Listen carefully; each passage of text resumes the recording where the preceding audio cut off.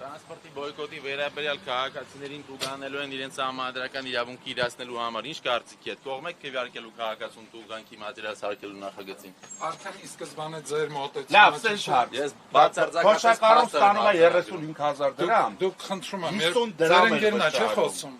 Ձեր ընկերն է չէ Դուք խոսում ասի որ դուք չեք ուզում պատասխանել դրա համար։ Ձեր ընկերն է խոսում Հա։ Դե խնդրում եմ թույլ տվեք թող ավարտի նոր դուք խոսեք Ես դες լսում եմ ուղղակի ձեր ասած ասում եք ոնց որ ես սկսեցի ես բացարձակապես փաստեր եմ ասում կարող եմ ամեն ասածից ներկայացնում եք ժողովրդին տուգանքի մատերիալ ներկայացնելով այդ կերպ Հետևաբար դուք ցանկացած պատասխան ձեր համար անընդունելի է, եթե ձեր ականջին հաճելի չի այդ պատասխանը։ Դրա համար էլ ես կողքից հարցադրումը Դրա համար երբ որ կավարտի նոր կարող եք հարցադրումը փոխեցի։ Խնդրում եմ երբ կավարտի փոխեցեք։ Ավարտել է, կլսեք մի բան։ Արոն Բաքյան Շատ կարճ։ դեմ եք այդ ասածից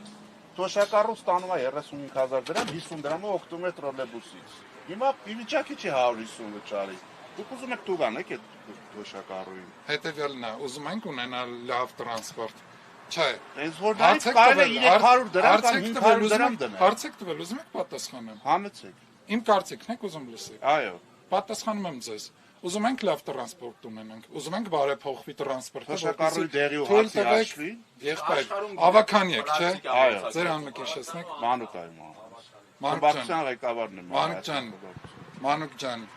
երբ որ խոսում եք, ես ձեր հարցին պատասխանում եմ ու ավարտում եմ, բայց խնդրում եմ թույլ տուր ես ավարտեմ։ Ես կարծում եմ, որ ցանկացած բարեփոխում նաև որոշակի ֆինանսական միջոցներ է պահանջում։ Եթե մենք ուզում ենք մնալ այն սկզբունքին, որ մինչև հիմա եղել է, հետեւաբար որևէ բարեփոխում չեն կարող ակնկալել։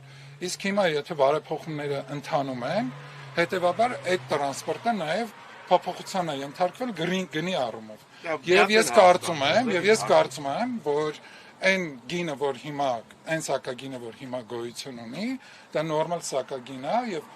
այն տրանսպորտը, որ ի տարբերություն նախորդ տարիների, որ հիմա ձեռք է բերվել,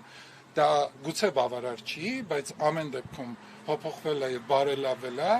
եւ մարդկանց A կետից B կետ տեղափոխվելու վիճակը ավելի լավն է դարձել։ Հետևաբար դրա համար ամեն մեկը, ով ցանկանում է տեղափոխվել տրանսպորտով, դրա համար պետք է վճարի։ Մի հատ թիվ ասեմ էլի ձեզ։ Երևանի բյուջեն 25 թվականի 24 թվականի համեմատ